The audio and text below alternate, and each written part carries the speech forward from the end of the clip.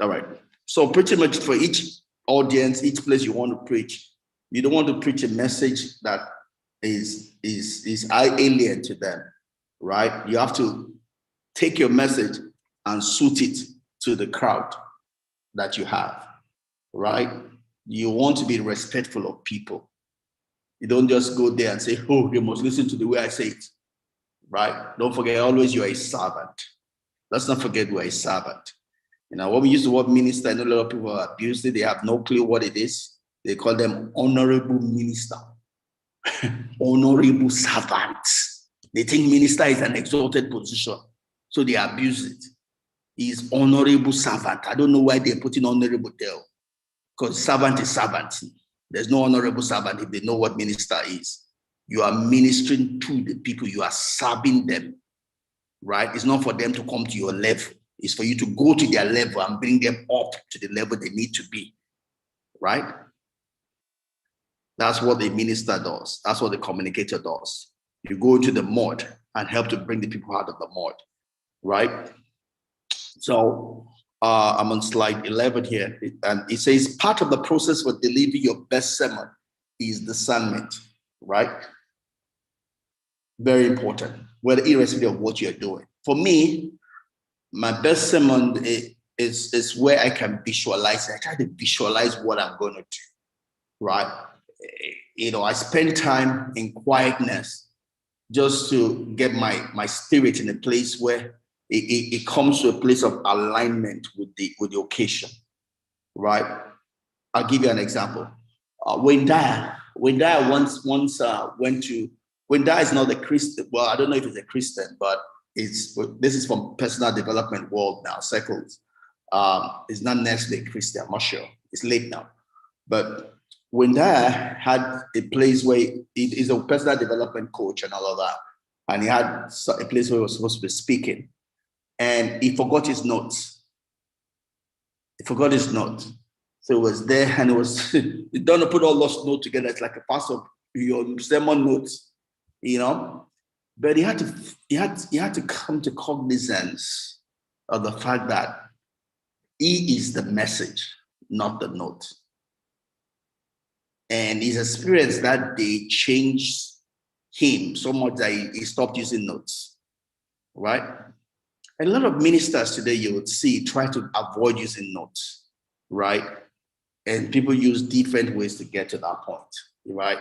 For TD Jakes is that he already has a story. He typically would have a story, and all his message is following after the line of that story.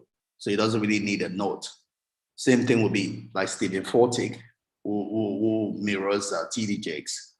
But other ministers I know, you know, typically would do their Sunday message and prepare a Bible study outline following that. And they spend time so much with the message that it becomes a part of them.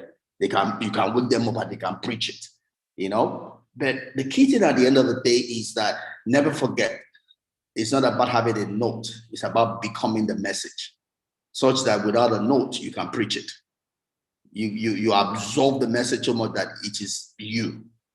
For me today, I rarely use notes depending on the scenario, you know, and I come to a place of peace that even if I don't have opportunity to have a slide or a note, that I am the message, right? So that's why I do a lot of study. That's why you'll find me always eating. Because the more I eat, the more ready I am. Because every little thing I do becomes a message that I don't know when to come. See, if I don't eat it, the Holy Spirit will have nothing to go in there and take. Don't forget, his job is not to give to me, it's to remind me. He reminds me of the truth, not that it will give me the truth afresh. If I store the truth there, at the time I need it, he will go there and pick it and give it to me. But I have to eat it first of all to be reminded of it. I cannot be reminded of something I have not taken in before, right? As we're having this session together, everything we're doing here becomes a feeder for another message. I find myself in another segment. Everything we have said here, some of which I'm saying freshly, feeds into that next message. That next message feeds into that next message. You see, I am becoming. And out of the person I'm becoming, there's a free flow. in communication. It says, I mean, this is what I just finished explaining. It says your preparing process must be strong enough to support the substance of your idea and supple enough to bend to the unique and distinct needs of your audience, right? So bending to your audience is not to say that you are now conforming to them. It's not that you are now going to twist the truth, right? Or you'll say, hey, gays, you don't want to say things that are not the truth. No.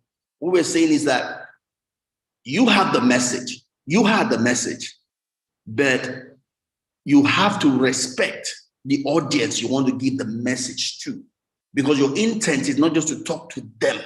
Your intent is that your message will be received by them, right? Same way we just gave an example about marketing, right?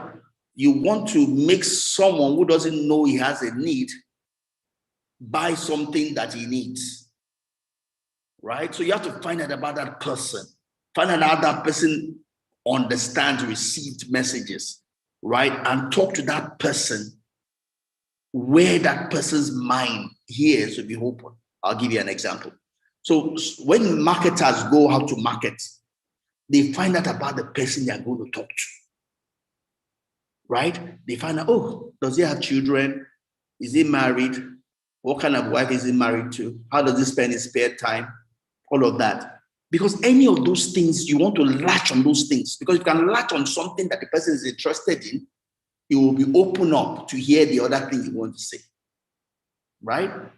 If you talk to someone and you cannot latch onto something that interests that person, anything you say will be water off the back of a crocodile, right? So what they do is find out about you, show some interest in what you are interested in, because once both of you can have the same interest, you will listen to any other thing that person wants to say. That's the way the marketers do, right? In the same way you want to preach a message to a crowd, they must accept your person before they can listen to what you have to say. You might have the best message out from heaven. They will not listen if they cannot see a commonality with you. It's just like during racism, right? We had there at the crowd, all of this, the best musicians. The white people, once they see it's a black person, they don't listen. Even though he's the best of music, he's supposed to take it to heaven. Even the Christians among them, they don't listen. Once a man is a black person, they don't listen. So what some producers were doing, it was just playing the music without showing the person. So they loved the music because they didn't know the person who sang it.